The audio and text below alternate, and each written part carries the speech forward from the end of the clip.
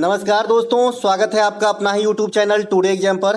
दोस्तों, जैसा कि अभी एसएससी एमटीएस के लिए प्रैक्टिस सेट की वीडियो चलाई जा रही है 2023 वाली एमटीएस, जिसकी अभी नोटिफिकेशन आई है। हमने कल से ही क्लास स्टार्ट करा है। पहला वीडियो कल कराया था हमने, आज ये आपका सेकेंड वीडियो होगा। और इस वीडियो के लिए एक स्पेशल ग्रुप क्रिएट किया गया है पीडीएफ के लिए। उस पीडीएफ ग्रुप में अगर आपको ऐड होना है तो नीचे डिस्क्रिप्शन में लिंक दिया गया है। आप लिंक पे क्लिक करेंगे, आपको उधर से जो है मैसेज आएगा और आपको सारी जानकारी बता दी जाएगी। इस सीरीज के अंदर मैं 57 इसी प्रकार की वीडियो कराऊंगा, जिसमें 57 गुने 25 जो टीसीएस के द्वारा हाल फिलहाल में पूछे गए, इसको आप कैलकुलेशन करेंगे तो 1425 जीके होंगे। और इतने से 5 गुना 6 गुना आप एक्स्ट्रा फैक्ट समझ लो, तो लगभग 6 से 8 हजार के करीब जो है यहाँ पे जीके डिस्कशन करने वाले हैं, जो काफी होते हैं आने वाले किसी भी एग्जाम्स के लिए। ठीक है, आप मॉक लगाते रहें और ये सीरीज को अटेंड करते रहें, आपको काफी बेनिफिट मिलेगी। चलिए शुरू करते हैं आज का ये वीडियो। इसके प्रश्न जो है बाइलिंगुअल है, जिनको हिंदी में तकलीफ है और इंग्लिश में भी प्रश्न को समझ सकते हैं। पहला जो हमारा प्रश्न है, निम्नलिखित में से कौन सा एक जोवियल ग्रह का उदाहरण नहीं है? Which of the following is not an example of a jovial planet? भैया जोवियल प्लेनेट क्या होता है, तभी आप ऐसे प्रश्न के आंसर दे पाओगे, है ना। तो जोवियल प्लेनेट क्या होता है थोड़ा सा पहले समझ लेते हैं, उसके बाद इसके आंसर करेंगे। ठीक है, आपके सामने ये ग्रह का फिगर दिख रहा होगा कि भाई ग्रह जो है सोलर सिस्टम का, यहाँ पे आपके सामने फिगर दिख रहा है, जिसमें ये सूर्य जो है ये सौर मंडल का मुखिया कहा जाता है। क्या है भाई, सौर मंडल के मुखिया भी और पिता भी जो है, पिता जनरली घर की मुखिया होते हैं, तो इसीलिए सौर मंडल की मुखिया कौन है? सूर्य है ना, अभिभावक है ना। तो इससे आप इसके बाद आपका 8 गो ग्रह है, पहले 9 गो था लेकिन हट गया वो प्लूटो। ठीक है, उसको ग्रहों के श्रेणी से हटा दिया गया। ठीक है, तो ये आपके सामने 8 ग्रह है। इस ग्रह के बारे में थोड़ी सी चर्चा कर लेते हैं। जो शुरुआती के 4 गो ग्रह आपको दिख रहा है ना, शुरुआती के जो 4 गो ग्रह दिख रहा है सूर्य से बढ़ते हुए दूरी के अनुसार, इसे हम आंतरिक ग्रह कहते हैं। क्या कहते हैं? आंतरिक ग्रह कहते हैं, इंटरनल प्लेनेट कहते हैं, या फिर इसे स्थलीय ग्रह भी कहते हैं। क्यों कहते हैं भाई, ऐसा क्यों कहते हैं इसे स्थलीय ग्रह? क्योंकि इसकी बनावट लगभग पृथ्वी के जैसा मिलता है। ठीक है, और लास्ट के जो 4 गो ग्रह है ये गैसीय गोला है। क्या है? गैसीय गोला। इसकी जो बनावट है ना, ये गैस ज्यादा, मतलब गैसीय का जो है गोला कहा जाता है इन्हें, और इसे जो है दूर, सूर्य से दूर होने के कारण बाह्य ग्रह भी कहा जाता है, और इसी बाह्य ग्रह को जोवियल ग्रह भी कहा जाता है। तो आपने समझ गया भाई जोवियल ग्रह कौन से होंगे? तो 4 गो होंगे। कौन 4 गो? जो सूर्य से सबसे दूर 4 गो है। कौन कौन सा है? मैंने ग्रहों का क्रम आपको पहले ही याद करा दिया, तो कोई दिक्कत होने वाली नहीं है। तो ये कौन कौन से हो जाएंगे जोवियल ग्रह? Jupiter, Saturn, Uranus, Neptune. इनके अलावा जो ये 4 गो आपके पास है, मरकरी, वीनस, अर्थ, मार्स, ये क्या हो जाएगा? आंतरिक ग्रह या फिर स्थलीय ग्रह। तो यहां पे आपसे पूछा गया है कि निम्नलिखित में से जोवियल ग्रह के उदाहरण नहीं है, तो ऑप्शन में बुध दिया गया था, तो बुध राइट आंसर। इसके 4 आंसर हो सकते हैं, जैसे कि अभी आपने देखा, बुध हो सकता है, शुक्र हो सकता है ना, मंगल हो सकता है, और आपका पृथ्वी हो सकता है। ये 4 हो सकते हैं इसके आंसर। डिपेंड करता है कि ऑप्शन में ऐसे प्रश्न में क्या थे। ठीक है, जो मैंने अभी मौखिक रूप से बात करा कि भाई सूर्य के नजदीक की 4 ग्रहों को स्थलीय ग्रह कहा जाता है, ये कौन कौन से हैं? बुध, शुक्र, पृथ्वी, मंगल, जैसा कि आप यहाँ पे देख पा रहे हैं। ठीक है, इसके अलावा यहाँ पे अगर जो बच्चे नए जुड़ रहे हैं, जिनको ये अभी तक ये नहीं है कि भाई ग्रहों की क्रम कैसे हैं सूर्य से, वो थोड़ा 1 मिनट के लिए यहाँ पे सुनेंगे, क्योंकि ये बहुत काम करेंगे आपके कोई भी एग्जाम्स के अंदर। ठीक है, जब सीजीएल का आप एग्जाम अटेंड करते हैं तो वहां पे ग्रहों की क्रम ही पूछ देता है कि भाई ग्रहों का सही क्रम क्या है ना, तो वहां पे आप कंफ्यूज हो जाएंगे, है ना। तो यहाँ पे 1 मिनट में मैं सिखा दूं, 1 मिनट नहीं लगेगा, आधा मिनट लगेगा, है ना। मैं खुद ही फास्ट चलता हूं, आप लोग बताएंगे कि इससे भी फास्ट चलना है क्या, है ना। देखिए, मैंने आपको बताया था कि ये सूर्य है, यहाँ पे फिगर है तो ज्यादा भी समझ में आएगा। ये आपका सूर्य है ना। सूर्य के सबसे नजदीक कौन रहते हैं? तो सबसे छोटा ग्रह, यानी सबसे छोटा बेटा पिता का बहुत प्यारा, तो सूर्य के पास बैठे हुए हैं बुध ग्रह। ठीक है, अब देखिए 2 बहन हमेशा एक के जगह बैठेगी खाली टाइम में, है ना, और कुछ ना कुछ बतियाती रहेगी इधर उधर का। ठीक है, तो पृथ्वी की बहन कौन कहलाती भाई? आपका कहलाती है बुध, शुक्र, है ना। तो 2 नंबर पे शुक्र है, और आपको याद रखना है कि 3 नंबर पे पृथ्वी हमेशा रहेगा सूर्य से बढ़ते हुए दूरी के अनुसार। अब आपको कुछ नहीं करना, अब आपको दिन का क्रम पढ़ देना है। तो मैं रविवार से पढ़ता हूं, रविवार ग्रह होती है? तो नहीं होती है। सोमवार ग्रह होती है? नहीं होती है। मंगलवार ग्रह होती है? होती है मंगलवार ग्रह। तो हमने मंगल को बैठा दिया पृथ्वी के जस्ट बगल में। ठीक है, इसके अलावा मंगल को बैठा दिया, मंगल के बाद बुध होना चाहिए, लेकिन बुध पहले रिजर्व है अपने पिता के लगाव के कारण पहला स्थान पे, तो बुध नहीं हुआ। बुध के आगे बृहस्पति, हमने बृहस्पति को बैठा दिया। बृहस्पति के आगे शुक्र होना चाहिए, शुक्र दोनों बहन के प्यार इधर बैठाए हैं, शुक्र को प्यार खींच लाई है ना। तो शुक्र नहीं होगा तो अब क्या होगा, शनि को बैठा देंगे, है ना, और लास्ट में अरुण वरुण को बैठा देंगे। तो इस प्रकार से आप जो है आठों ग्रहों को सूर्य से बढ़ते हुए दूरी के अनुसार जो है आप याद कर सकते हैं। ठीक है, ऐसे जो है ये सूर्य से बढ़ते हुए दूरी के अनुसार जो है ग्रहों का क्रम है, आप इसे याद रख सकते हैं। अब एक बार सूर्य से बढ़ते हुए दूरी के अनुसार हो गया, अब जो है क्षेत्रफल के हिसाब से भी आप याद रख लीजिए, कहीं से भी पूछेगा तुरंत फोड़ देना है। ठीक है, देखिए पहला नंबर पे आपका जुपिटर, एक नंबर पे कौन है, जुपिटर, दो नंबर पे कौन है, शनि, तीन नंबर पे कौन है, अरुण, चार नंबर पे कौन है, वरुण। इससे क्या सीखे आपने कि भाई जो बाह्य ग्रह का क्रम है सूर्य से बढ़ते हुए दूरी के अनुसार, जो बाहरी ग्रह जिसे जोवियल ग्रह कहते हैं, उसकी जो क्रम है ना क्षेत्रफल के हिसाब से सेम क्रम है। देखिए जुपिटर, शनि, अरुण, वरुण, ये सेम क्रम है भाई क्षेत्रफल के हिसाब से, और जोवियल ग्रह भी यही है, सूर्य से बढ़ते हुए दूरी के अनुसार भी सेम क्रम है। तो याद आ गया। पांचवें नंबर पे हमारा रहेगा पृथ्वी भैया। ठीक है, छठे नंबर पे आपका जो मंगल है, और सातवें नंबर पे वीनस, और आठवें नंबर पे मरकरी। इससे क्या समझ में आया, सबसे बड़ा आपका जुपिटर है, सबसे छोटा कौन है, मरकरी है। ठीक है, यहीं पे बहुत सारी चीज डिस्कस कर सकते हैं आप।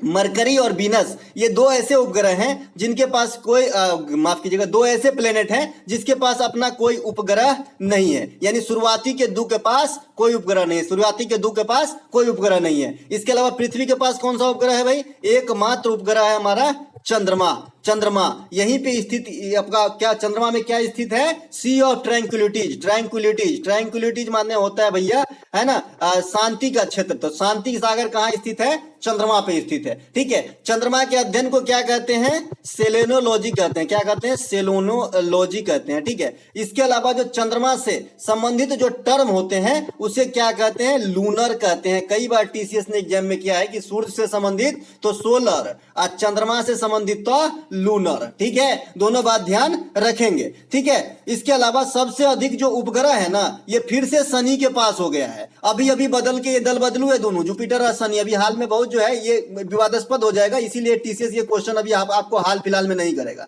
ठीक है, ये दोनों जो है अभी कुछ दिन पहले, सबसे पहले बहुत दिन तक बृहस्पति रहा, फिर शनि के पास आ गया था, फिर शनि से छूट गया था ताज, तो फिर बृहस्पति के पास, अब फिर बृहस्पति से शनि हो गया है। तो ये दोनों विवादास्पद है, लेकिन आज के दिन में जैसा कि आज मैं पढ़ा रहा हूं, तो आज जो है शनि के पास ज्यादा उपग्रह है। ठीक है, चलते हैं आगे। तो ये कुछ उपग्रह था। एक चीज और यहीं पे देख लीजिए, ये शनि ग्रह के चारों ओर आपको रिंग दिख रहा होगा, ये सबसे अलग दिख रहा है ना, इसके चारों ओर ये कटोरा जैसे रिंग दिख रहा है ना। तो आपसे पूछा जाता है कि किस ग्रह के चारों ओर रिंग या बलय होता है, बलय मतलब रिंग ही होता है ना। तो ये आपका छल्ला जिसे बोलते हैं, तो ये आपका जो है शनि ग्रह है। ठीक है, तो ये बात भी आपको ध्यान रखना है। चलते हैं आगे। अब हम ग्रहों के जितना बात हमने मौखिक रूप से करा, वही बात आपको जो है यहाँ पे हमने राइटिंग में लिख के रखा है, क्योंकि हम अपने पीडीएफ का जो है चार्ज किए हैं भैया, तो लिख के तो देना पड़ेगा। ठीक है, सूरज से बढ़ती दूरी के क्रम के अनुसार आपको मैंने बता दिया। ग्रहों में सबसे छोटा मरकरी फिगर से समझाया, सबसे बड़ा जुपिटर समझा दिया। बिना उपग्रह वाला ग्रह शुरू के दुग्गो बुध और शुक्र,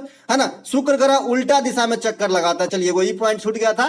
शुक्र ग्रह जो है ये सभी ग्रह सीधा दिशा में चक्कर लगाता है, और शुक्र ग्रह जो है उल्टा दिशा में चक्कर लगाते हैं। आप लोग मुझे बताइएगा पृथ्वी कैसे चक्कर लगाते हैं, क्योंकि पृथ्वी भी एक ग्रह है, तो आप समझ जाएंगे सीधा दिशा क्या होता है, उसके जस्ट विपरीत शुक्र जो है चक्कर लगाते हैं। ठीक है, इसके अलावा बुध और शुक्र का चक्कर सबसे कम, बुध और शुक्र का चक्कर सबसे कम 88 दिन में लगता है। यहाँ पे बुध जो है ये सूर्य का चक्कर सबसे कम समय 88 दिनों में लगाता है। अब देखिए, मैं कल भी चर्च किया था कि एक बच्चा कंफ्यूज में जो है गलती करा एग्जाम के आंसर बहुत ही मुझे अपने आप में जो है ये फील हुआ, लेकिन मेरी गलती नहीं है, इसमें उस बच्चे की गलती है। देखिए, मैं आपको बता रहा हूं कि भाई सूर्य की चक्कर लगाना एक अलग बात है, और अपने ही एक्सिस पे घूमते रोटेट हो जाना, एक चक्कर पूरा कर लेना, ये एक अलग बात है भाई, है ना। तो सबसे पहले सूर्य की चक्कर जो है, ये मान लीजिए सन महाराज है, तो इसके नजदीक में आपका बुध बैठा था लाडला होने के कारण, तो ये सबसे नजदीक है, तो ये सबसे पहले चक्कर लगा के मात्र 88 दिन में आ जाता है अपने जगह पे, फिर से बैठ जाता है ना। तो सबसे, लेकिन अपने एक्सिस पे जो 8 गो आपका ग्रह है, ये अपने अक्ष पे जो चक्कर लगाते हैं ना, ये जुपिटर जो है, ये बृहस्पति जो है, ये सबसे पहले अपने अक्ष पे चक्कर लगाते हैं। अक्ष का मतलब भैया एक्सिस, अपने एक्सिस जहां पे वो स्थित है वहां पे सबसे फास्ट चक्कर कौन लगाता है? तो बृहस्पति। सूर्य का सबसे फास्ट चक्कर कौन लगाता है? तो आपका बुध, है ना। जो जितना नजदीक रहेगा उतना जल्दी सूर्य का चक्कर लगाएगा। सिंपल सी फंडा है, क्योंकि नजदीक और दूर से भाई आप 10 किलोमीटर की दूरी और 5 किलोमीटर की दूरी तय में कौन सा पहले तय करोगे? तो 5 किलोमीटर वाला, है ना। तो बुध जो है नजदीक में तुरंत घूम जाता है ना। इसके अलावा सबसे चमकीला ग्रह जो है ये आपका शुक्र है ना। पृथ्वी का बहन भी शुक्र है। मॉर्निंग स्टार, इवनिंग स्टार, ये सभी शुक्र ग्रह यानी वीनस को कहा जाता है। साथ ही ये सबसे गर्म ग्रह है, इसे भी ध्यान रखेंगे। इसके अलावा ग्रहों के गति का नियम किसने दिया है? तो भैया ये केपलर ने दिया है, तो ये बात भी ध्यान रखना है। शनि ग्रह के चारों ओर रिंग पाया जाता है, फिगर में आपने देखा। सबसे अधिक उपग्रह वाला फिर से बन गया है कौन? शनि, ये बारे में डिस्कस कर ही लिया। नीला ग्रह पृथ्वी को, लाल ग्रह मंगल को, पीला ग्रह शुक्र को तथा हरा ग्रह अरुण को कहा जाता है। यहां से 3 करोड़ बार क्वेश्चन आ चुके हैं, है ना। अगली नंबर आपके एग्जाम में हो सकता है, ठीक है। तो ये लाल, पीला, हरा जरूर ध्यान रखें, है ना। इसके अलावा एक क्षुद्र ग्रह होता है, क्षुद्र ग्रह को हम एस्ट्रॉयड कहते हैं। ये किसके किसके बीच चक्कर लगाते हैं? तो मंगल और बृहस्पति के बीच में चक्कर लगाते हैं, ठीक है। तो ये बात भी आपको ध्यान रखना है, ठीक है। देखिए अभी जो हमने आपको जोवियल ग्रह समझाया कि भाई जोवियल ग्रह क्या होता है, तो उसको दूसरी लैंग्वेज में आप ऐसे भी व्यक्त कर सकते हैं कि क्षुद्र ग्रह के प्रथम काट के बाद की ग्रह को जोवियल ग्रह कहते हैं। जो एस्ट्रॉयड होते हैं उसके जो काट हैं उसके बाद के जो ग्रह हैं उसको हम जोवियल ग्रह कह देते हैं। देखिए ये मंगल और बृहस्पति के बीच में चक्कर लगाते हैं, तो मंगल पृथ्वी के जो है जस्ट बाद में था, यानी चौथे नंबर पे था, है ना। अब मंगल के बाद था बृहस्पति, इन दोनों के बीच में जो है आपका क्या क्षुद्र ग्रह आ जाएगा। तो प्रथम काट कहां से हुआ? सूर्य के अकॉर्डिंग, तो यहीं से ना आंतरिक ग्रह हुआ या फिर क्षुद्र ग्रह हुआ। तो क्षुद्र ग्रह जो है यहीं से काट है इसके, तो क्षुद्र ग्रह के प्रथम काट तक जो है आपको, उसके बाद के जो ग्रह हैं उससे आप कह सकते हैं बाह्य ग्रह या फिर जोवियल ग्रह। तो यहां से भी एक आप डेवलप कर सकते हैं। आपका डिफिनीशन समझने के लिए कई तरीके से आप समझते हैं। बहरहाल जो पहले बताया कि भाई लास्ट के 4 जो है जोवियल या बाह्य है, शुरू के 4 आंतरिक है, वो सबसे सरल है, ऐसे ही ध्यान रखें, है ना। इसके अलावा जो स्थलीय ग्रह है इसकी बनावट लगभग पृथ्वी से मिलती है और जो बाहरी है वो गैसीय गोला है, मैंने डिस्कस कर ही लिया। भारतीय राष्ट्रीय कांग्रेस के निम्नलिखित अधिवेशन में से किस अधिवेशन की अध्यक्षता पहली बार महिला ने किया था? यह क्वेश्चन आपसे हाल फिलहाल में कर लिया है। Which of the flowing sessions of the Indian national Congress was presided over by women for the first time? तो भाई मैंने बता रखा है ये कौन है भाई? Annie Besant. एनी बेसेंट जो है सबसे पहले कोलकाता अधिवेशन 1917 में, है ना, अध्यक्षता संभाली थी, है ना, अध्यक्षता संभाली थी। ये अध्यक्षता संभालने वाली प्रथम महिला बनी थी, ठीक है। लेकिन ये पूर्णतः भारतीय महिला तो नहीं थी, ये आपका आयरिश महिला थी, आयरलैंड से संबंध रखती है। इनका नेटिव जो है आयरलैंड है, ठीक है। तो प्रथम भारतीय महिला भी जो बनेगा, ऐसे क्वेश्चन आपके सामने आएगा। तो प्रथम भारतीय महिला 1925 में कानपुर अधिवेशन में, है ना, सरोजनी नायडू के द्वारा अधिवेशन किया गया और मतलब अध्यक्षता किया गया। और सरोजनी नायडू जो है प्रथम भारतीय कांग्रेस की अध्यक्षता संभालने वाली महिला का गौरव प्राप्त की, ठीक है। यही सरोजनी नायडू आगे चल के हमारे देश के किसी राज्य की यानी उत्तर प्रदेश में ये प्रथम महिला गवर्नर बनी थी, राज्यपाल बनी थी। इसके अलावा कांग्रेस के प्रथम अधिवेशन की अध्यक्षता जो है व्योमेश चंद्र बनर्जी 1885 में बंबई में किया था। कहां पे? बंबई में। मुंबई आज बना है, बंबई होगा, ठीक है। इसके अलावा कांग्रेस की प्रथम मुस्लिम अध्यक्ष जो है बदरुद्दीन तैयब जी 1887 में मद्रास अधिवेशन में, और ये कांग्रेस के 3rd अधिवेशन थे भैया। देखिए 85 में स्थापना हुआ, तो 85, 86, 87 3 गो, तीसरा का होना, तेसर का होगा। हाँ, कांग्रेस के सूरत अधिवेशन की अध्यक्षता कौन किए थे? रास बिहारी घोष। कब किए थे? 1907 में। इसमें क्या इंपॉर्टेंट चीज हुआ भाई? तो 2 पार्ट में कांग्रेस बट गए, है ना, दोनों में थोड़ा मनमुटाव हो गया। एगो का नाम नरम दल और एगो का नाम गरम दल। नरम दल वाले आज तक एग्जाम में नहीं पूछे, गरम दल वाले पूछते हैं कि नेता कौन थे? तो लाल बाल पाल थे, है ना, लाल बाल पाल। लाल बाल पाल का नाम मैंने कल भी बताया था, लाल बाल पाल का, है ना, लाला लाजपत राय, बाल गंगाधर तिलक और बिपिन चंद्र पाल। इन तीनों को जरूर ध्यान रखेंगे। बाद में लाला लाजपत राय जो है साइमन कमीशन के विरोध करते हुए लाठी प्रहार के शिकार हो गए, जिसके कारण अंततः उनकी मृत्यु हो गई थी, ठीक है। इसके अलावा कांग्रेस के लखनऊ अधिवेशन कब होती है? 1916 में। इसमें क्या हुआ था भाई?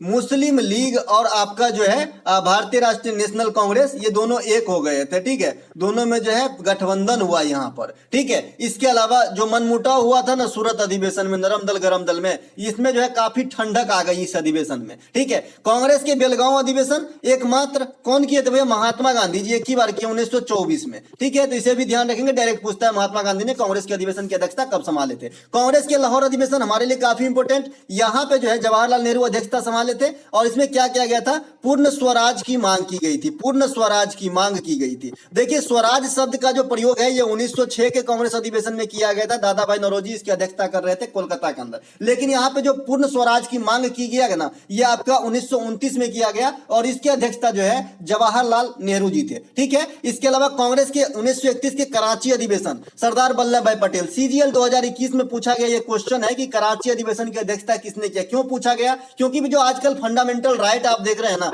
इसकी चर्चा सबसे पहले यहीं पे उठाया गया था 1931 के अंदर। ठीक है, तो ये बात भी ध्यान रखेंगे। बाद बाकी दो क्वेश्चन और पूछा जाता है कि कांग्रेस की जो आपका राष्ट्रीय गान है और राष्ट्रीय गीत है ये कहां पे गाया गया था। तो राष्ट्रीय गीत और राष्ट्रीय गान दोनों कोलकाता अधिवेशन में ही गाए गए थे। लेकिन सबसे पहले आपका वंदे मातरम गाया गया था 1896 में और जनगण मन 1911 में। दोनों बात आपको ध्यान रखना है। चलते हैं आगे, है ना। इसके अलावा भरतनाट्यम किस राज्य से संबंधित है। भैया भरतनाट्यम जो है, Bharatanatyam dance is related to which state. मैंने बताया भाई 8 शास्त्रीय नृत्य है, ये आपको ध्यान रखना है। ये छोटे एग्जाम में आएंगे, बड़े एग्जाम में इनके डैटी वगैरह पूछे जाते हैं तो उन्हें भी ध्यान रखना है। ठीक है, देखिए तमिलनाडु के हैं आपके भरतनाट्यम। और जो शास्त्रीय नृत्य है इन्हें थोड़ा देख लेते हैं। मोहिनीअट्टम केरल, आपसे मोहिनीअट्टम के बारे में थोड़ा अपर लेवल का एग्जाम देंगे तो पूछा जाता है कि इसमें किस भगवान की पूजा होती है, तो विष्णु की पूजा होती है। कथकली जो है ये भी केरल का है ना। इसके अलावा कुचिपुड़ी आंध्र प्रदेश का है। कथक कहाँ का है, उत्तर भारत, उत्तर भारत में कथक होते हैं। इसके अलावा मणिपुरी ये कहाँ का भाई, तो ये मणिपुर का है ना। राधा कृष्ण के जो है प्रेम प्रसंग को दर्शाया जाता है। सतरिया नृत्य असम से। इससे एक ही क्वेश्चन आता है एग्जाम के अंदर हाल फिलहाल में कि भाई इसके जो संचालन करने का श्रेय है किसे दिया जाता है, तो वैष्णव संत शंकर देव। किस आंदोलन से प्रेरित है ये, तो ये आपके भक्ति आंदोलन से प्रेरित थे। इन्हें भी ध्यान रखेंगे। ओडिसी नृत्य और ओडिशा का है। तो ये सब कुछ नृत्य है जिन्हें ध्यान रखना है। बाद बाकी मैंने आपको नृत्य के कैरेक्टर पहचानने के जो है छोटे से शॉर्ट ट्रिक जरूर दे दिया हूं, जरूर ध्यान रखिएगा, एग्जाम हॉल के अंदर काम आएगी। ये कौन सी ट्रिक है भाई, तो भाई रेड्डी फैमिली जो है ना, कभी कभी डायरेक्ट भी लिखा रहता है कि रेड्डी फैमिली किससे संबंधित है। भाई रेड्डी फैमिली या फिर रेड्डी सरनेम है ना। वेदांतम सत्यनारायण है, फिलहाल यहाँ पे मैं ट्रिक दे रहा हूं। तो रेड्डी फैमिली जो है इनको कुचिपुड़ी के साथ ले जाएंगे, राधा रेड्डी, राजा रेड्डी, है ना, कुचिपुड़ी के साथ ले जाएंगे। इसके अलावा मैंने बताया था भाई सिंह सरनेम है या झावेरी सरनेम है, तो इनको कहां ले जाएंगे, इनको हम मणिपुरी के साथ ले जाएंगे, मणिपुरी के साथ ले जाएंगे। दर्शना, नैना, सुवर्णा, आतंब सिंह, है ना,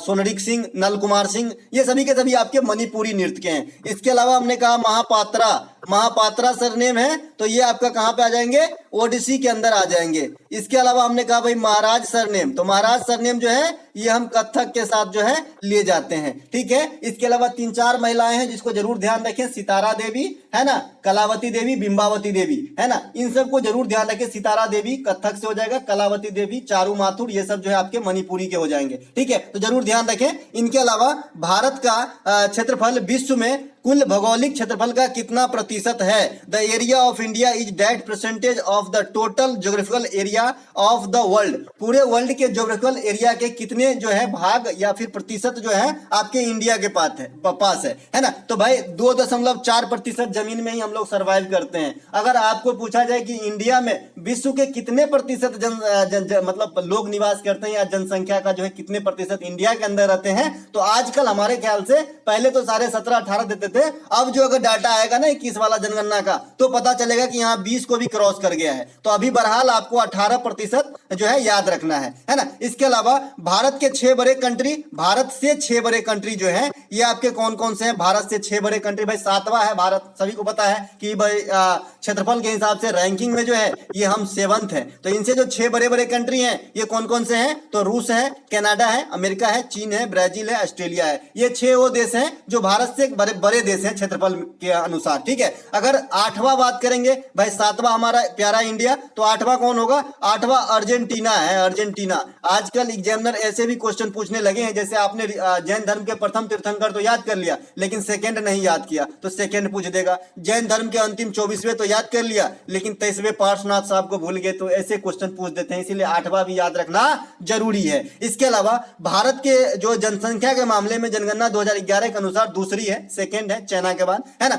और जो अभी है ना सबसे बड़े देश हैं रूस के, 1 मिनट, दूसरी सबसे बड़ी देश है जनगणना के अनुसार, दूसरी सबसे बड़ी, अच्छा जनसंख्या वाला, है ना, चाइना के बाद। चीन के बाद है ना, चीन के बाद है ना जनसंख्या में, है ना। लेकिन ये करेक्ट कर दूंगा मैं पीडीएफ में, कोई दिक्कत नहीं है। परंतु यूएनए की एक रिपोर्ट के अनुसार हाल ही में जो है भारत दुनिया की सबसे अधिक जनसंख्या वाला देश बन गया है, 142 करोड़। तो इसे भी ध्यान रखेंगे, जो चाइना को पछाड़ दिया है। भारत के सभी पड़ोसी देश की यहाँ पे थोड़ा सा जिक्र कर लेते हैं, जिनमें दो को हमेशा भूल दिया जाता है, मालदीव और श्रीलंका को लोग याद नहीं करता, लेकिन ये भी हमारे पड़ोसी देशों में शामिल हो जाते हैं। ठीक है, तो मालदीव और श्रीलंका जो है ये आपका जलीय पड़ोसी देश है जी, ठीक है, जलीय पड़ोसी देश है। बाद बाकी अगर टोटल पड़ोसी देश की बात करेंगे तो 9 हो जाएगा, है ना। और स्थलीय पड़ोसी देश की बात करेंगे तो ये हो जाएंगे हमारा 7। काफी धूम मचाया एग्जाम में हाल फिलहाल में ये पड़ोसी देश और सीमा रेखा टच करने वाला, है ना। तो आपको ध्यान रखना है यहाँ पे। तो मालदीव और श्रीलंका ये जलिए,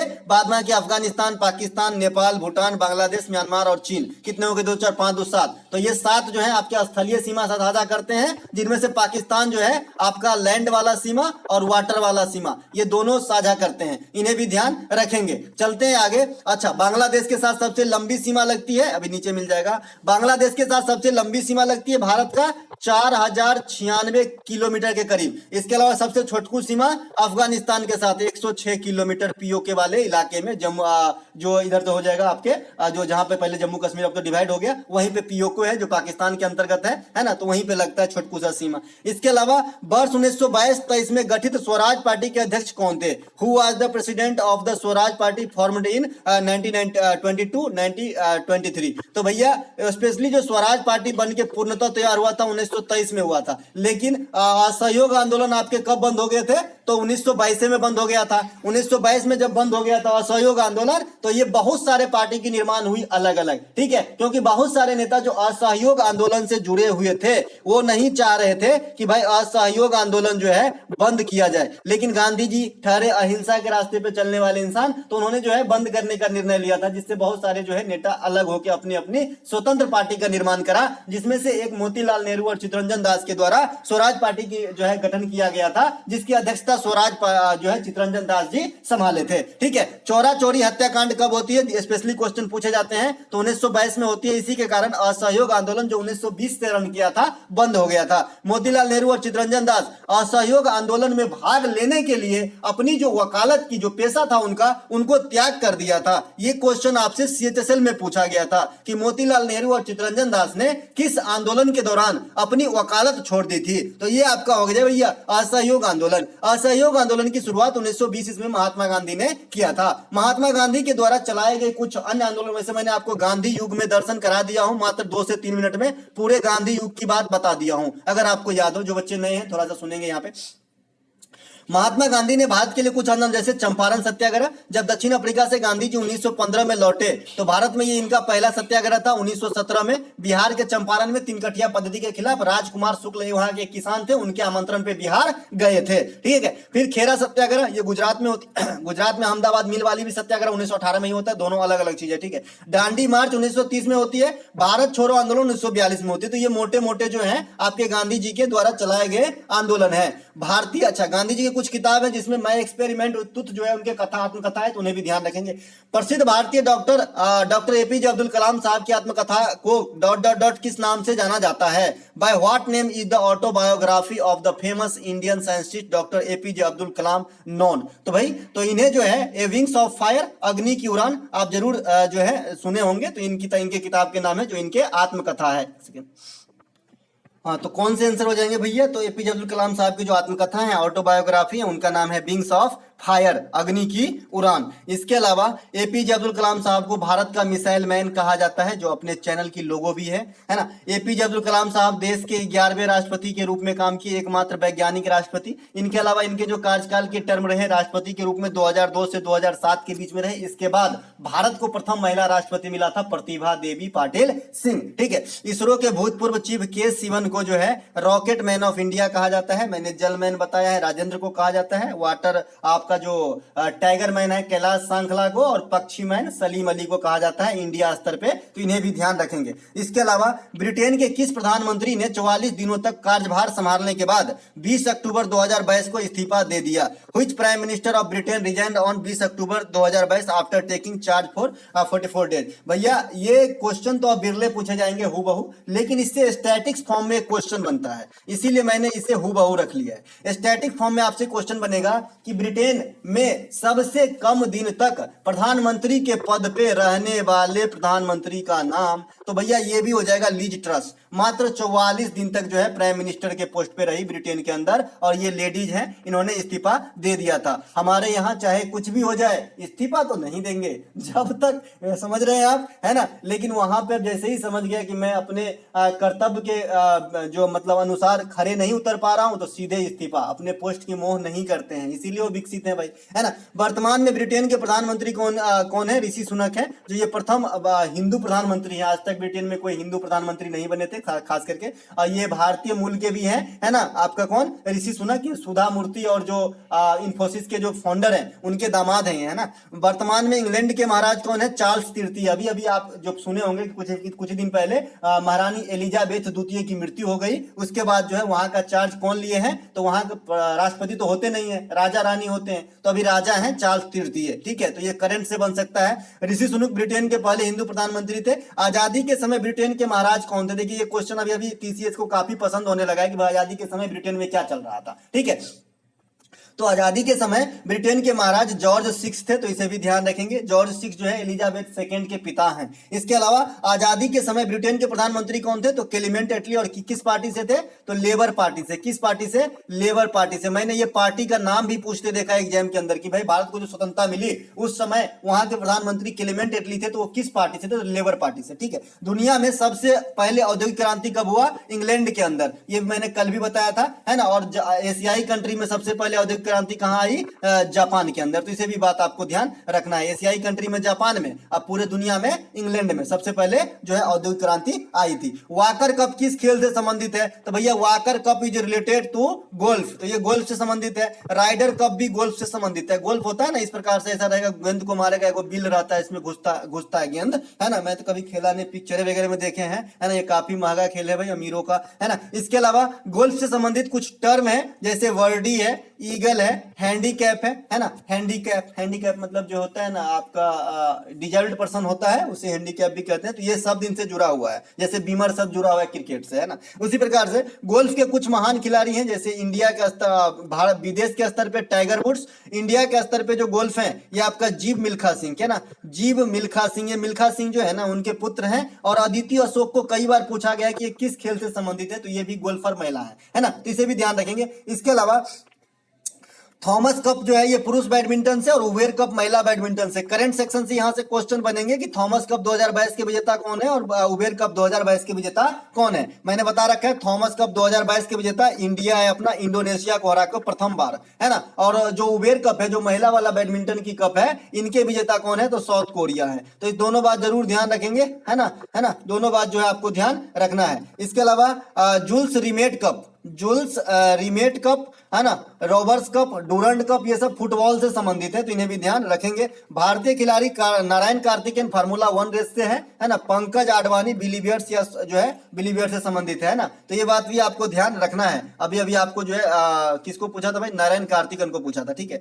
जनगणना 2011 के अनुसार भारत के किस राज्य की लिंगानुपात सबसे अधिक है? According to the 2011 census, which state has the highest success in India? तो भैया ये केरल की है। केरल जो है साक्षरता दर में भी टॉप पे है और सेक्स रेशियो में भी टॉप पे केरल ही है। 2011 जनगणना के अनुसार सबसे कम लिंगानुपात जो है आपका हरियाणा का है। केंद्र शासित प्रदेश में सबसे अधिक लिंगानुपात पुदुचेरी का है, तो इसे भी ध्यान रखेंगे। सबसे अधिक साक्षरता दर केरल में है, और केंद्र शासित प्रदेश यूटी में सबसे अधिक लिटरेसी रेट की बात करेंगे तो ये आपका हो जाएगा भाई कहां पे? लक्षद्वीप के अंदर। कहां पे? लक्षद्वीप से एक और क्वेश्चन आता है, राजधानी, तो कावारती है इनके राजधानी, तो ये बात भी आपको ध्यान रखना है। इसके अलावा सबसे अधिक जनसंख्या अगर बात करेंगे तो उत्तर उत्तर प्रदेश में है, सबसे कम जनसंख्या सिक्किम के अंदर है, सबसे अधिक अर्बन जनसंख्या महाराष्ट्र में है, सबसे कम अर्बन जनसंख्या सिक्किम के अंदर है, सबसे अधिक ग्रामीण जनसंख्या भी उत्तर प्रदेश में है और सबसे कम ग्रामीण जनसंख्या भी आपका सिक्किम के अंदर है। तो सिक्किम तीनों कंडीशन में अपने जो है जनसंख्या के मतलब रिगार्ड में कम है, सबसे ज्यादा, सबसे कम शहरी, सबसे कम ग्रामीण और ओवरऑल भी सबसे कम है। ठीक है, इसके बाद देश की फर्टिलिटी रेट जो रहा था 2011 में 2.2 रहा था। देश की समग्र साक्षरता 74.04 रहा था, जिसमें मेल की साक्षरता 82.14%, अब ये भी पूछा गया, और फीमेल की साक्षरता 65.46% रहा था। देश की दशकीय वृद्धि 17.64% रहा था, लिंगानुपात 943 और जनसंख्या घनत्व 382 रहा था। तो ये सभी डाटा जो है नीचे का लिखा हुआ यहां से यहां तक, ये डाटा भी आपके माइंड में फिट होना चाहिए जब तक 2021 की जनगणना का ऑफिशियल रिजल्ट बाहर रिलीज नहीं हो जाता है। सर्वाधिक लिंगानुपात वाले 3 केंद्र शासित प्रदेश आपके सामने है, पुडुचेरी, लक्षद्वीप और आपका जो है अंडमान निकोबार द्वीप समूह। तो इसे भी ध्यान रखेंगे, ये सबसे 3 टॉप लिंगानुपात वाले यूटी हैं। इसके अलावा अगला प्रश्न, भारतीय अर्थव्यवस्था में एफआरबीएम अधिनियम 2003 में एफ का अर्थ क्या है? What is the meaning of the F in FRBM act 2003 of Indian economy? तो भाई इसका मतलब होता है फिस्कल। फिस्कल मतलब वित्तीय होता है, वित्तीय है, जैसे आप सुने होंगे फिजिकल डिफिसिट, है ना, वित्तीय घाटा, है ना। तो भाई physical responsibility and budget management होगा, physical responsibility and budget management होगा। पीडीएफ में आपको करेक्ट करके दिया जाएगा, यहाँ पे थोड़ा सा फिजिकल लिखा गया है, फिजिकल को। एफआरबीएम विधेयक कब पेश किया गया? स्टैटिक्स जीके के अंदर ये क्वेश्चन बनेगा, क्योंकि भाई बिल से आजकल काफी क्वेश्चन आ रहे हैं। तो एफआरबीएम विधेयक जो है ये 2000 में पेश किए गए थे, और जो ये एफआरबीएम वाला एक जब लागू हुआ उस समय ईस्वी हो रहा था आपका 2003। ठीक है, तो लागू कब हुए? तो 2003 में। विधेयक कब पास किया गया? 2000 में। स्वाभाविक सी बात है कि जब 2000 में विधेयक पास हो रहा था तो उस समय प्रधानमंत्री कौन थे? अटल बिहारी वाजपेयी साहब, स्वर्गीय अटल बिहारी वाजपेयी साहब। ठीक है, ये जो एफआरबीएम विधेयक है इसका क्या लक्ष्य है भाई? तो इसका लक्ष्य है ना कि जो राजकोषीय घाटा है, जो फिजिकल डिफिसिट है, उसमें कमी लाना, उसमें एक स्थिरता, बैलेंस प्राप्त करना, संतुलन बनाने की जो है मतलब राह खोजना, इस प्रकार से मतलब एक बैलेंस बनाना, किसमें? फिजिकल डिफिसिट में। वित्तीय वर्ष 2021-22 में वित्त मंत्री ने इसे 4.5% तक लाने की बात 2025-2026 ईस्वी तक की है। कौन? वित्त मंत्री जी। ठीक है, किसको? ये एफआरबीएम के थ्रू जो है आपका फिजिकल डिफिसिट को, मतलब राजकोषीय घाटा को। इसके अलावा अगला जो हमारा प्रश्न है, निम्नलिखित में से किस शासक ने सल्तनत काल में 2 मूल सिक्के चांदी के टका और तांबे का जीतल चलाया था? कल भी मैंने पोल के माध्यम से भी क्वेश्चन करा था। Which of the following rulers introduced to the 2 original coins, the silver taka and the copper jital during the Sultanate period? तो भैया ये है इल्तुतमिश। इल्तुतमिश को जो है गुलाम वंश के वास्तविक संस्थापक भी कहा जाता है, तो ये बात भी ध्यान रखेंगे। इल्तुतमिश गुलाम वंश के साथ गुलाम वंश का मुख्य शासक या वास्तविक शासक माना जाता है। वैसे गुलाम वंश की स्थापना कुतुबुद्दीन ऐबक ने किया था। गुलाम वंश की स्थापना 1206 में कुतुबुद्दीन ऐबक ने किया था। इसे ममलूक वंश भी कहा जाता है, ये बात भी ध्यान रखेंगे। सल्तनत पर 5 वंश गुलाम, खिलजी, तुगलक, सैयद लोदी ने शासन किया था। अच्छा दोस्तों, एक बात इंपॉर्टेंट, भैया ये पीडीएफ WPS ऐप से खुलती है ना। तो भाई आप लोग बार बार व्हाट्सएप पे शायद मैसेज कर रहे हो कि पीडीएफ नहीं खुल रही, जो बच्चों को परेशानी है। आज तो मैंने दूसरे मतलब इमेज मोड में ले जाके और पीडीएफ बना दिया था, तो समझ रहे हैं इसको लिखने में खुद 3 घंटा, उसको बनाने में फिर से 1 घंटा, पढ़ाने में 1 घंटा, तो 5-6 घंटा अगर ऐसे मेरी समय चला जाएगी तो मैं शायद और क्लास जो है कम कर सकता हूं। तो दोस्तों इतनी टाइम के लिए नहीं करना चाहते हम भी, मुझ पर भी थोड़ा दया कीजिए। तो इसीलिए आप जो है WPS ऐप इंस्टॉल कर लीजिए। यहाँ से आपको क्यों नहीं खुलेगा भाई? इतना अच्छा तो दिख रहा है ना। और जो बच्चे बोलते हैं प्रिंट कराना, यहाँ भी पैसा खर्च करो, प्रिंट में भी क्या जरूरत है प्रिंट कराना? भैया पढ़िए ना बढ़िया से, एक बार आप बढ़िया से वीडियो देखिए, 2-3 बार आप मोबाइल में बढ़िया से देखिए और फिर रखिए, फिर रिवीजन करिए। 10-15 दिन के बाद आपको एकदम जो है सब सेपरेटली याद होगा, गारंटी है भाई, है ना, क्योंकि देहाती भाषा में पढ़ाते हैं भाई, आप भी जानते हैं, है ना।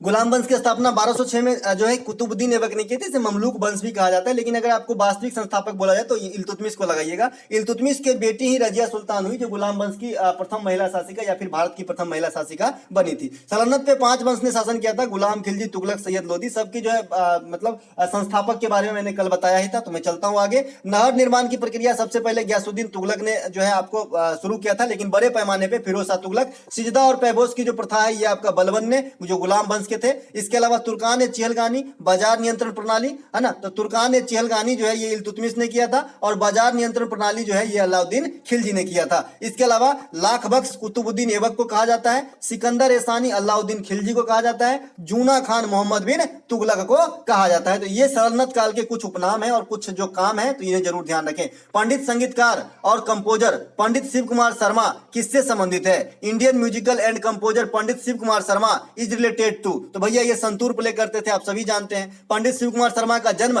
कश्मीर में हुआ था, ये जरूर ध्यान रखेंगे, VVI करके रखेंगे, क्योंकि अभी अभी आपसे पूछा गया था कि जो पंडित भीमसेन जोशी है, पंडित भीमसेन जोशी है, तो ये किस स्टेट में जो है जन्म लिए थे? तो भाई इसका आंसर कर्नाटक है, ठीक है। तो ऐसे इन्हें से इनके बारे में पूछा जा सकता है, तो कश्मीर हो जाएगा, है ना। अभी अभी जो 2-3 दिन पहले TCS ने MTS के लास्ट शिफ्ट में क्वेश्चन करा था कि यामिनी कृष्णमूर्ति ने किस जगह पे अपनी जो है स्टूडियो डाले थे, तो दिल्ली आंसर था। तो भाई क्वेश्चन कुछ भी आ सकता है एग्जाम के अंदर, आजकल TCS ज्यादा ही घूम रहे हैं, है ना, तो ये ज्यादा ध्यान रखेंगे। तो इनके कश्मीर में जन्म हुए थे, कश्मीरी पंडित थे। आप कौन? पंडित कौन? संतूर के प्लेयर शिव कुमार शर्मा, ठीक है। इसके अलावा पंडित शिव कुमार शर्मा को संगीत नाटक अकादमी पुरस्कार 1986 में दिया गया था, पद्मश्री 1991 में दिया गया था, और पद्म विभूषण है ना 2001 में दिया गया था। पद्म भूषण नहीं है, पद्म विभूषण है, ध्यान रखेंगे, 2001 में दिया गया था। संतूर के अन्य प्लेयर राहुल शर्मा है, भजन सोपारी है, इन्हें भी ध्यान रखेंगे। कल जो आपका CRPF का एग्जाम हुआ है उसके अंदर आपको भजन सोपारी पूछा गया था, है ना। चलते हैं आगे। इसके अलावा गैल्वेनीकरण वह प्रक्रिया है जिसमें लोहे को जंग लगने से बचने के लिए इस पर डॉट डॉट डॉट की एक पतली परत चढ़ाई जाती है। गैल्वेनाइजिंग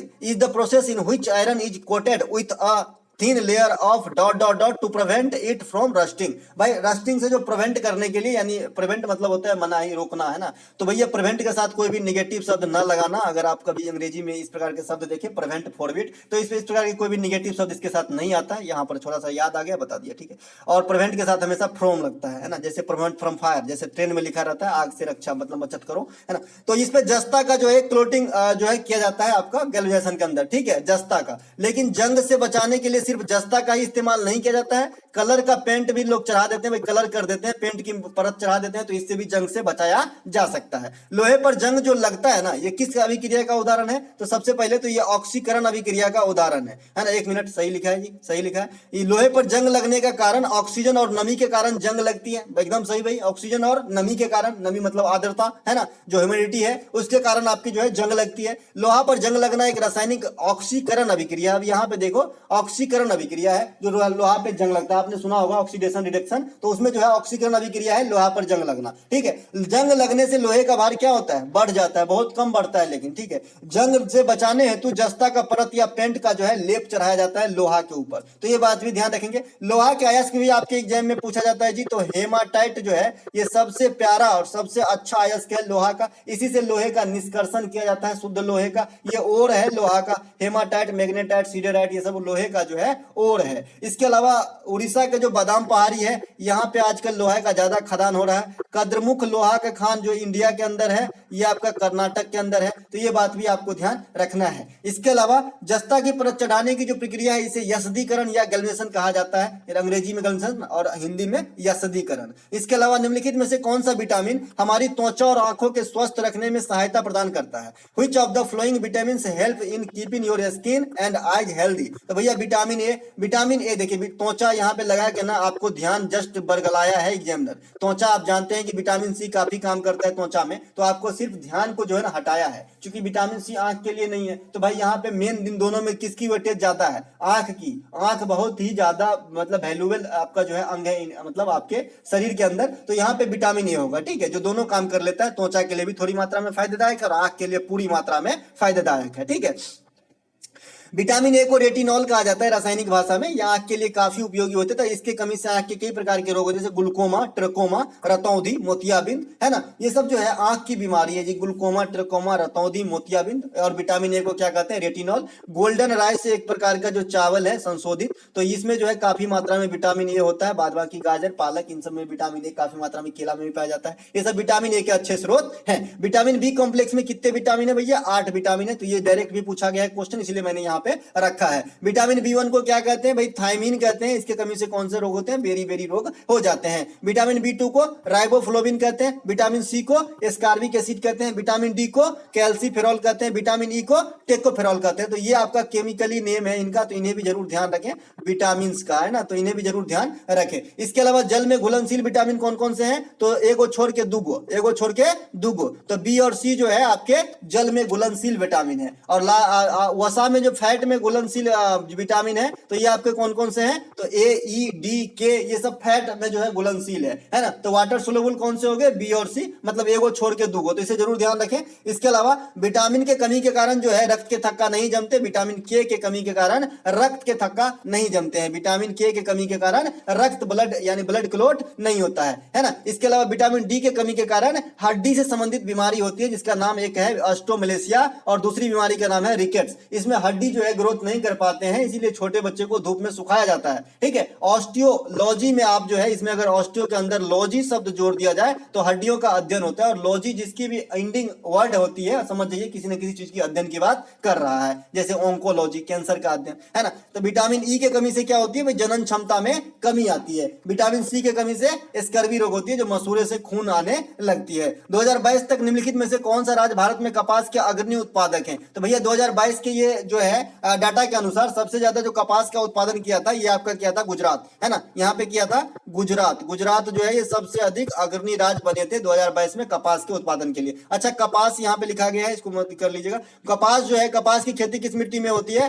काली मिट्टी में। जो पीडीएफ मिलेगी एकदम 100% सही मिलेगी, कोई दिक्कत नहीं। काली मिट्टी में, ठीक है। काली मिट्टी को क्या कहते हैं? रेगूर मिट्टी कहते हैं, ठीक है ना। इसे जो है ब्लैक चेरनोजम कहते हैं, है ना। ये बात भी ध्यान रखेंगे। ये महाराष्ट्र, गुजरात, इस सब के क्षेत्र में, आंध्र प्रदेश इस समय ज्यादातर पाया जाता है, जिसमें सबसे अधिक महाराष्ट्र, गुजरात, मध्य प्रदेश में पाया जाता है ना। इसके अलावा वर्तमान में सबसे अधिक लौह का जो खनन है ये उड़ीसा करते हैं। मैंने अभी बता रहा लार्जेस्ट प्रोड्यूसर बन गया हाल फिलहाल में। भाई भंडार रहना और खनन करना दोनों अलग अलग बात है, ये भी मैं समझा चुका हूँ। वर्तमान में तांबा के सर्वाधिक उत्पादन जो है मध्य प्रदेश करते हैं, दूसरा स्थान राजस्थान का है और तीसरा स्थान झारखंड का है कॉपर के मामले में। भारत में सबसे बड़े 3 चावल उत्पादक राज्य जो है, सबसे बड़ा पश्चिम बंगाल, दूसरा उत्तर प्रदेश, तीसरा पंजाब। देखिए जो चावल है ना, ये भारत का मुख्य फसल है खाद्यान्नों के अंतर्गत, ये बात भी ध्यान रखेंगे। चावल ही सबसे अधिक होता है भारत में खाद्यान्नों के अंतर्गत, ठीक है। इसके अलावा चावल जो है खरीफ फसल का उदाहरण है, पानी वाला फसल का उदाहरण है। विश्व के, अच्छा एक बार क्वेश्चन पूछ दिया था, चावल की खेतों में किस गैस की उपस्थिति होती है? चावल की खेती में किस गैस की उपस्थिति? भैया मीथेन होती है।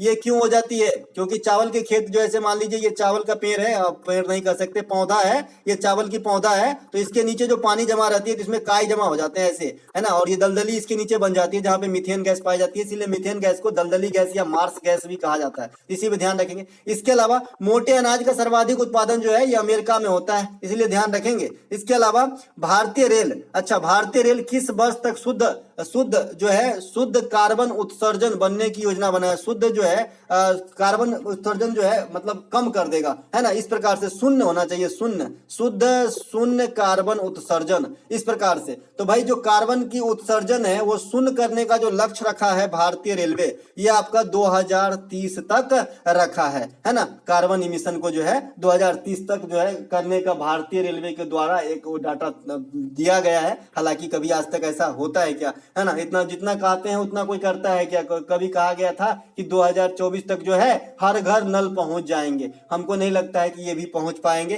क्योंकि पहुंचते चलते तो हैं वहां से, लेकिन रास्ते में बहुत जगह ब्रेक लगता है, ठीक है। भारतीय रेल का विश्व में कैवा स्थान है? चौथा स्थान है। दुनिया में 4 बड़े रेल नेटवर्क कौन सा है? अमेरिका सबसे बड़ा, चीन दूसरा स्थान पे आ गया है, रूस को हटा के, रूस तीसरा और इंडिया जो है चौथा। एशिया में इंडिया सेकेंड, चाइना के बाद, ठीक है। इसके अलावा भारतीय रेलवे के अंतर्गत वर्तमान समय में लगभग कितने स्टेशन है भाई? तो 8500 से अधिक स्टेशन है। ये 2016 के एनटीपीसी के मेंस में पूछा गया क्वेश्चन है, 17 में हुआ था मेंस, है ना, 17 के मेंस में पूछा गया क्वेश्चन है ये, है ना, कि भाई भारतीय रेलवे वर्तमान में कितने जो है स्टेशन है। जैसे कल के आपके जो आपका फेज 11 का एग्जाम हुआ था सीजीएल लेवल वाला, उसमें पूछा गया है कि भारत के अर्बन इलाके में 2020 में कितने पोस्ट ऑफिस थे? तो 15,703 पोस्ट ऑफिस मैंने बताया था। तो भाई ऐसे क्वेश्चन भी कर लेते हैं टीसीएस, है ना, हमें क्या लेना देना भाई कितने पोस्ट ऑफिस है, क्यों गिनूं, लेकिन पूछा जाता है ना। तो आपको भी जो मोटे मोटे चीजें जैसे पोस्ट ऑफिस, रेलवे, तो इनके बारे में थोड़ा सा ध्यान जरूर रखना चाहिए। हालांकि अपने विषय से अलग है लेकिन ध्यान जरूर रखना है। इसके अलावा स्टैटिक्स फॉर्म में तो रेलवे हमारे विषय के अंदर है ही कि रेलवे को किसने चलाया, कब चलाया, कितने दूरी मीटर चला, है ना। तो भारतीय रेल की शुरुआत 1853 में डलहौजी के समय में हुआ था। पहला ट्रेन मुंबई से ठाणे के बीच में चला था। ठाणे एक जगह का नाम है जी, ठाणे डिस्ट्रिक्ट है मुंबई के अंदर, है ना। और ये गाड़ी कितने किलोमीटर की दूरी तय करी, तो 34 किलोमीटर की दूरी तय करी थी। निम्नलिखित में से किसे पैरा शूटिंग के लिए मेजर ध्यानचंद खेल रत्न पुरस्कार 2021 से सम्मानित किया गया था।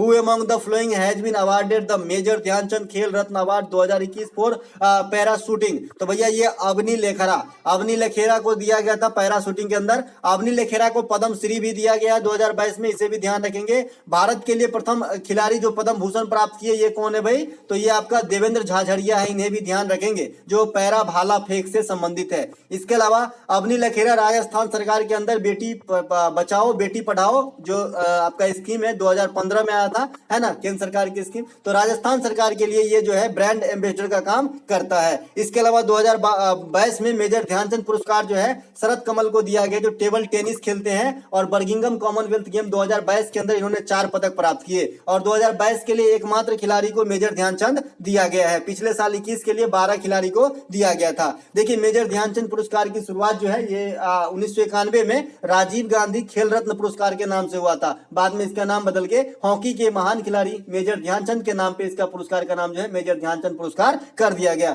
इस पुरस्कार के प्रथम विजेता कौन थे, विश्वनाथ आनंद साहब, हमारे ग्रैंड मास्टर साहब, है ना, इस जो शतरंज खेलते हैं। इसके अलावा निम्नलिखित में से कौन सा भारत के मेघालय का एक प्रसिद्ध फसल कटाई उत्सव है। Which of the following is a famous harvest festival of Meghalaya India, है ना। तो ये आपका नोंगक्रेम है भाई, नोंगक्रेम। मैंने आपको बताया भाई नोंगक्रेम और नोकरेक, इसमें थोड़ा सा लिखने का फर्क है ना।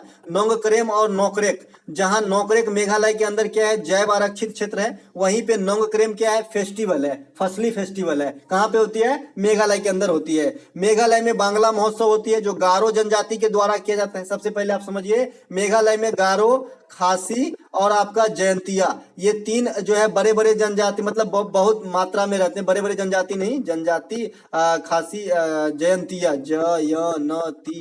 जयंतिया, ये तीनों जनजाति निवास करते हैं। साथ ही साथ ये तीनों पहाड़ी भी हैं, जिसमें सबसे ज्यादा समुदाय जो है खासी समुदाय का है। अभी CHSL में पूछा गया क्वेश्चन कि मेघालय के अंदर निवास करने वाले सभी जनजातियों में सबसे बड़ी तादाद किस जनजाति की है, तो आप बताना है खासी की, ठीक है। तो ये गारो जनजाति के द्वारा माना जाता है मेघालय में बांग्ला महोत्सव। इसे 100 ड्रमों की त्योहार कहा जाता है, जो फसली त्योहार है। इसमें किसकी पूजा होती है, भगवान सूर्य की पूजा होती है। भगवान सूर्य वाला पूजा को एक के साथ याद रखिएगा।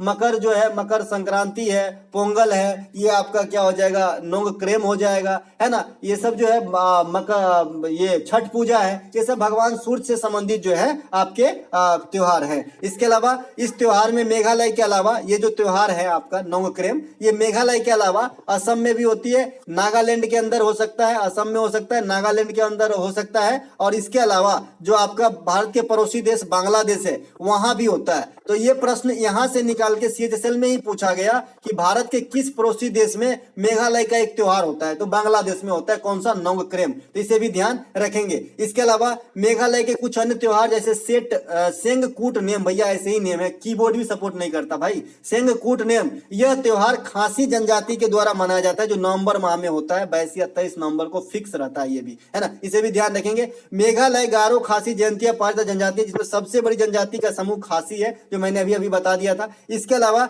स्ट्रॉबेरी महोत्सव, स्ट्रॉबेरी फल होता है ना, स्ट्रॉबेरी, है ना, ये जो महोत्सव है ये आपके मेघालय में मनाए जाते हैं। मेघालय में सबसे अधिक बारिश मासिनराम में होती है, पहले कहां होती थी, चेरापूंजी में, ठीक है, मासिनराम में होती है। इसके अलावा मेघालय में एक अभी मैंने जैव आरक्षित क्षेत्र नोकरेक बताया, नोकरेक, और एक आपका बलफक्रम भी है, बलफक्रम। इस प्रकार से जो है एक और आरक्षित क्षेत्र है जो मेघालय के अंदर ही है। इसके अलावा कुचिपुड़ी नृत्य शैली के लिए किस गुरु को 1998 में पद्म भूषण मिला था। Which guru got Padma Bhushan in the year 1998 for Kuchipudi. तो भैया ये है गुरु वेम्पति चिन्ना स्वामी, है ना, गुरु वेम्पति चिन्ना, स्वामी नहीं लगाइएगा, गुरु वेम्पति चिन्ना। तो भैया इनको जो है 1998 में पद्म भूषण से सम्मानित किए गए। ये किस नृत्य के कैरेक्टर हैं, तो कुचिपुड़ी के हैं। संगीत नाटक अकादमी 1997 में जो 1967 में इन्हें दिया गया था। नृत्य से संबंधित दर्पण एकेडमी ऑफ आर्ट के जो संस्थापक हैं ये आपका मृणालिनी साराभाई है, जो मल्लिका साराभाई की मम्मी, और आपका जो साराभाई है विक्रम साराभाई उनकी पत्नी है। भरतनाट्यम के मशहूर नृत्यांगना यामिनी कृष्णमूर्ति। भरतनाट्यम के अलावा ये और भी कई नृत्य कर लेते थे यामिनी कृष्णमूर्ति। तो इन्होंने जो है अपना एक स्टूडियो बनाया, कहाँ पे, दिल्ली के अंदर, यानी एक स्कूल खोला। ये भी पूछा गया था, इसलिए मैं यहाँ पे रखना उचित समझा। इसके अलावा निम्नलिखित में से किस तत्व का उपयोग उनके आर्द्रताग्राही गुणों के कारण मॉइस्चराइजिंग क्रीम और साबुन में किया जाता है? Which of the following elements in used of moisturizing cream and soaps because of its hygroscopic properties? तो भैया ये है ग्लिसरॉल। भाई ग्लिसरॉल का इस्तेमाल होता है साबुन बनाने में, या फिर दाढ़ी में जो काटते हैं फेन वाला रहता है उसमें भी इसका इस्तेमाल होता है ना। इसी प्रकार से कुछ और तत्व जैसे ब्रेड बनाने के लिए ईस्ट का इस्तेमाल होता है, इसको स्पंजी बनाने के लिए। पाव रोटी गाँव घर में जो चलता है, ब्रेड होती है, जो स्टैंडर्ड में कहेंगे तो ब्रेड, हम लोग गाँव घर में पाव रोटी खाते थे 1 रुपया में, पहला पता नहीं क्या में देता है ना। तो ये सब में इस्तेमाल ईस्ट का होता है। खाद्य पदार्थ को संरक्षित रखने के लिए बेंजोइक अम्ल का प्रयोग होता है, तो इसे भी ध्यान रखेंगे, है ना। इसके अलावा एसिटिक एसिड का सूत्र आपसे पूछ देता है, CH3COOH होता है, तो इसे भी ध्यान रखेंगे। इसके अलावा बेकिंग सोडा को खाने वाला सोडा भी कहते हैं, इसका रासायनिक नाम सोडियम बाइकार्बोनेट है, कई बार आपसे एग्जाम में पूछा गया है। NaHCO3 इसका सूत्र होता है, ठीक है। और एक होता है धोने वाला सोडा, Na2CO3 होता है, ठीक है। इसे खाली सोडियम कार्बोनेट कहते हैं और खाने वाले को सोडियम बाइकार्बोनेट कहते हैं, ठीक है। इसके अलावा पद्दाकल जैन मंदिर का निर्माण किस वंश के द्वारा करवाया गया था? देखिए जो पद्दाकल का जैन मंदिर है सबसे पहले कहाँ है, by which dynasty was the Pattadakal Jain temple built? तो भैया ये राष्ट्रकूट ने करवाया था। ये क्वेश्चन में ही आपके आंसर छुपे हुए हैं, यहाँ पे जैन मंदिर लिखा है, ठीक है। देखिए पट्टाकल जो कर्नाटक में है ना, ये एक मंदिरों का समूह है। ये क्या है? मंदिरों का समूह है, not single temple, it is group of temple, है ना। तो भाई ये मंदिरों का समूह है, इसमें जो है टोटल 10 बड़े बड़े मंदिर है। क्या है? 10 बड़े बड़े मंदिर है, जिनमें से एक मंदिर जो है जैन धर्म के लिए अलाउड है ना, जैन धर्म के लिए अलाउड है। तो आपको 9 छोड़ के वो जैन वाला पूछ लिया है, बड़े चलाए गए एग्जामिनर। तो भैया ये राष्ट्रकूट ने बनवाए हैं, है ना। अब राष्ट्रकूट शासक कौन बनवाए हैं आने वाले शिफ्ट के लिए? तो राष्ट्रकूट शासक जो है अमोघ वर्ष प्रथम या और उनके पुत्र कृष्ण द्वितीय के प्रयास से जो है इस मंदिर का निर्माण कराया गया था। अब इससे पता चलता है कि चूंकि ये जैन धर्म के मंदिर बनवाए, तो इससे पता चलते हैं कि अमोघ वर्ष के बारे में अगर बात करेंगे तो ये जैन धर्म से लगाव रखे होंगे तभी तो बनवाए ना भाई। अब मुझे लगाव ही नहीं है तो मैं क्यों बनवाऊंगा कोई भी चीज, है ना। इसी प्रकार से आप समझ सकते हैं कि भाई इनको लगाव होगा तभी बनवाए हैं। तो ये भी कहीं ना कहीं जो है जैन धर्म से लगाव रखे होंगे इसीलिए बनवाए, ठीक है। इसके अलावा पद्दाकल का जो मंदिर है ना, ये कर्नाटक में स्थित है। सर्वप्रथम चालुक्य शासक ने बनवाए थे। अगर सर्वप्रथम की बात किया होता या फिर ओवरऑल करना जो पद्दाकल की मंदिर है उसे बनाने का श्रेय किसे दिया जाता है तो भी चालुक्य आंसर हो जाता, लेकिन स्पेशली यहाँ पे जो उसके अंदर जैन मंदिर है उसके बारे में पूछा था, ठीक है। यह एक मंदिर का ग्रुप है जिसमें 10 मुख्य मंदिर है, जिसमें से 9 हिंदू धर्म के तथा एक जैन धर्म से संबंधित है, ठीक है। इसके अलावा राष्ट्रकूट वंश के संस्थापक दंती दुर्गा है। राजधानी इनकी कहां थे? तो मान्यखीट थे। खजुराहो का मंदिर चंदेल शासकों के द्वारा बनवाया गया था। तंजौर के बृहदेश्वर मंदिर चोल शासकों के द्वारा बन गया था, राजराज चोल प्रथम का। अच्छा, पद्दाकल की मंदिर की अगर आपकी शैली पूछ दिया जाए, मैंने आपको बता रखा है कि भाई शैली जो है ये आपका दक्षिण भारत में द्रविड़ शैली में बनी होती है और उत्तर भारत में नागर शैली में बनी होती है, और इन दोनों का जो मिक्सअप स्वरूप है इसे हम बेसर शैली कहते हैं। इसका मतलब क्या हुआ? पद्दाकल की मंदिर बेसर शैली में बनी है, मतलब नागर शैली में भी बनी है और द्रविड़ शैली में भी बनाई गई है। तो ये बात भी आपको ध्यान रखना है। तो दोस्तों ये थे इस वीडियो का अंतिम प्रश्न। अगर आपको इस वीडियो की PDF चाहिए तो वीडियो के डिस्क्रिप्शन में एक लिंक दिया गया है व्हाट्सएप का, आप लिंक पे क्लिक करोगे आपको एक व्हाट्सएप पे रिडायरेक्ट करेंगे, वहां पे आपको समझा दिया जाएगा। आपको जो है 25 रुपए के अंदर, मात्र 25 रुपए के अंदर ऐसे आपको 57 PDF यानी 57 PDF जो है आपको प्रोवाइड कराया जाएगा, और 57 क्लास यूट्यूब पे इसके आएंगे जो फ्री है बिल्कुल, जैसा कि अभी आप देख ही रहे हैं। मिलेंगे हम अगले वीडियो में, तब तक के लिए जय हिंद।